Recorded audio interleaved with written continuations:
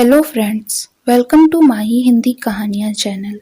आज की कहानी है बेटा भाग्य से होता है और बेटी सौभाग्य से। अगर आपको यह कहानी अच्छी लगे तो वीडियो को लाइक करें, शेयर करें। चैनल पर पहली बार आए हो तो इसे सब्सक्राइब जरूर करें। चारों तरफ हंसी खुशी का माहौल था। अरे भाई हो भी क्यों ना, आज शर्मा जी के यहाँ एक नन्हा सा मेहमान जो आने वाला था। शर्मा जी आज दादा बनने वाले थे। सभी लोग बहुत खुश थे। दादी हाथ में लड्डू लिए खड़ी थी। जैसे ही खुशखबरी आएगी तो वह सबका मुंह मीठा कराएंगी। थोड़ी देर में डॉक्टर राधा बाहर आई और कहती, मुबारक हो आप सभी को, आपके यहाँ लक्ष्मी आई है। इतना सुनते ही सबके मुंह खुले के खुले रह गए। दादी सुषमा जो लड्डू लिए खड़ी, उनके हाथ में सारे लड्डू गिर गए। इधर पंकज अपनी बेटी की खबर सुन के बहुत खुश हुआ और वह तुरंत अपनी बेटी और पत्नी पारुल से मिलने अंदर चला गया। दादी दादा तुरंत पारुल के पास जाकर कहते, इस लड़की को हम घर नहीं ले जाएंगे, इसे यहीं छोड़ दो। अगर तुम्हें हमारे साथ चलना है चलो, कुलक्ष्मी आ गई है, अब सगुनी कहेंगी। हमने सोचा था बेटा होगा, जश्न करेंगे। जिस बेटी ने अभी ना ही किसी को जाना पहचाना, जिसके जन्म हुए अभी कुछ ही क्षण हुए होंगे, उसे उसके अपरिचित नामों से उसकी दादी ने परिचित करवा दिया। जिसको उसकी दादी ने अपशगुनी कहा, आज वो उन्हीं के सामने मुस्कुरा रही थी। जश्न मनाने के बजाय जैसे मातम छा गया हो।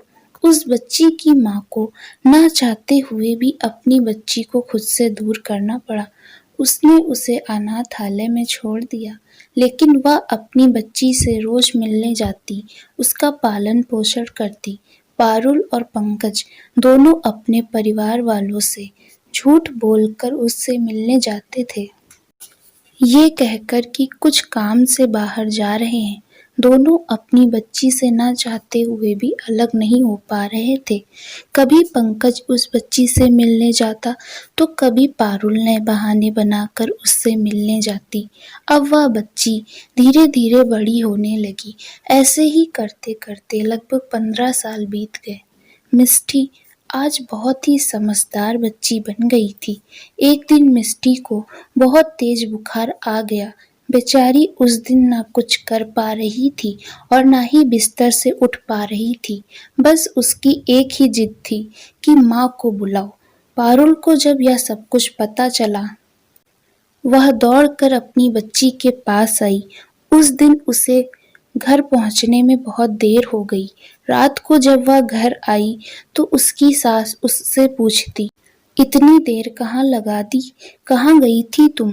माँ जी, मैं अपनी सहेली के यहाँ गई थी। उसकी तबीयत ज्यादा खराब थी, इसलिए मुझे देर हो गई घर आने में। उस दिन पारुल की सास ने उसे खूब डांटा।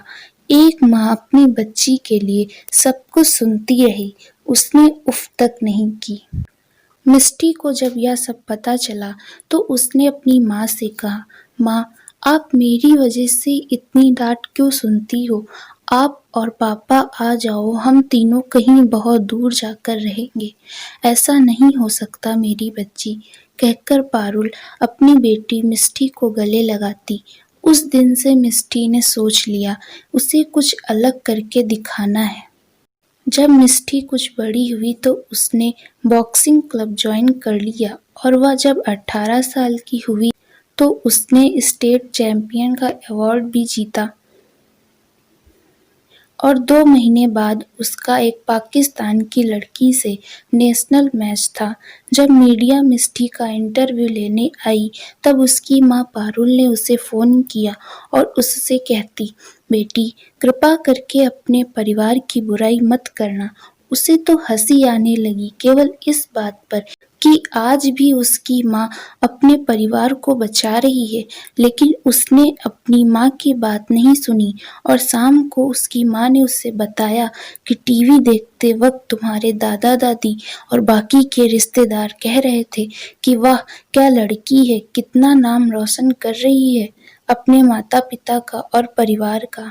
तभी मिष्टी ने हंस के अपनी माँ से कहा, वो लोग तो मुझे छोड़कर चले गए थे, सिर्फ यह कहकर मैं कुलक्ष्मी हूँ। ठीक 2 महीने बाद नेशनल चैंपियनशिप का मैच हुआ। उसके सभी परिवार वाले उसे देखने आए थे। मिष्टी की नजरें उस भीड़ में अपने परिवार को तलाश रही थी।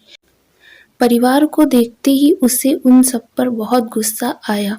उसने सारा गुस्सा अपने प्रतिद्वंदी पर निकाल दिया और उसने नेशनल अवार्ड अपने नाम कर लिया। फिर क्या, सभी मिष्टी से इंटरेस्टेड हो गए। सभी उसके परिवार वालों के बारे में पूछने लगे। बहुत मजबूर होकर मिष्टी ने कहा, मैं वो लड़की हूँ जिसे 20 साल पहले मार दिया गया था, जिसे सबसे पहला नाम कुलक्ष्मी दिया गया। मेरे परिवार वालों को मैं नहीं, मेरी जगह एक बेटा चाहिए था। तभी वहां पर उसके परिवार वाले आते, खासकर उसके दादा दादी, और उससे माफी मांगते। बस फिर क्या, मिष्टी ने कहा, मेरे माँ पापा ने मुझे छुप छुप कर बहुत अच्छे संस्कार दिए हैं, तो इसलिए आज मैं आप लोगों को माफ कर रही हूँ। पर दादा दादी, मेरी एक बात आप हमेशा याद रखिएगा, बेटा भाग्य से होता है और बेटी सौभाग्य से। बेटियों की कद्र करना सीखो, उन्हें कुलक्ष्मी, अपशगुनी ये नाम देने वाले आप लोग कोई नहीं होते। जिस बेटे की चाह आप लोग रख रहे हैं, तो आज जो मैंने आप लोगों को माफ किया है, अगर मेरी जगह एक बेटा होता तो शायद ही आप लोगों को कभी माफ कर पाता। दोस्तों, उम्मीद है आपको यह कहानी अच्छी लगी होगी। आपको यह कहानी कैसी लगी हमें अपने विचार कमेंट करके बताएं। अगर आपको कहानी अच्छी लगी है तो वीडियो को लाइक करें, शेयर करें। चैनल पर पहली बार आए हो तो इसे सब्सक्राइब करना ना भूलें। धन्यवाद।